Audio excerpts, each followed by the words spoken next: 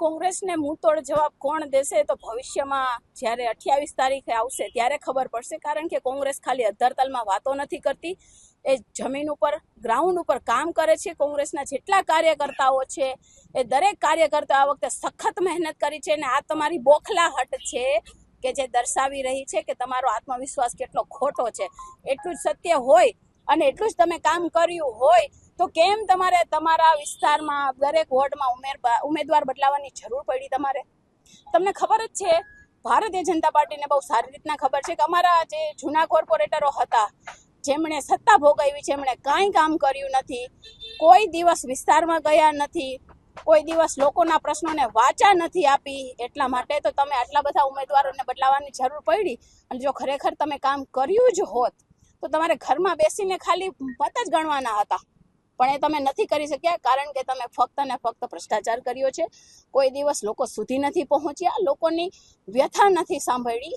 એટલા માટે શુભેચ્છા છે તો મને ઘણા બધા પાઠવે છે, અને મારો સમાજ પણ અમારી સાથે છે, એ બદલ હું એમનો ખૂબ આભાર વ્યક્ત કરું છું।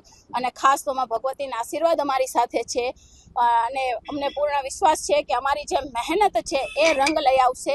અમે જે લોકો સુધી પહોંચ્યા છીએ, એમના ઘર સુધી પહોંચ્યા છીએ, એમના પ્રશ્નોને વાચા આપી છે, એ અમારા માટે ખૂબ મહત્વનું છે, અને અમારા વિજય માટેનું કારણ પણ એ જ હશે। જો આપને કોઈ શુભેચ્છા પાઠવે, ભલે સાચી રીતના હોય કે ખોટી રીતના હોય, એનો આભાર માનવો જ જોઈએ।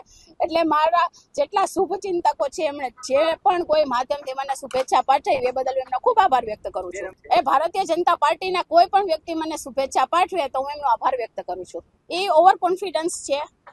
અચ્છા, તો એવું હોઈ શકે ને કે હવે એ લોકો એક્સેપ્ટ કરે છે કે અમે ઈવીએમમાં સેટિંગ કરશું, એનો મતલબ એ થયો ને કે તમને કેમ આટલો કોન્ફિડન્સ છે, આટલો જુવાડ છે?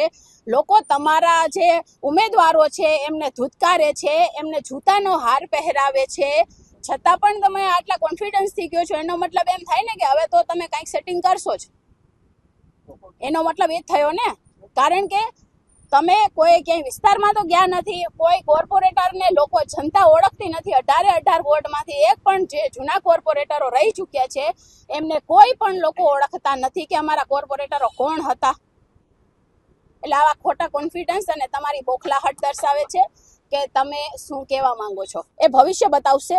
કારણ કે ઘણા શબ્દો અને વાક્યોના અર્થ બહુ ઘણા સમય પછી ખબર પડે છે, એટલે એ તો સમય જ બતાવશે।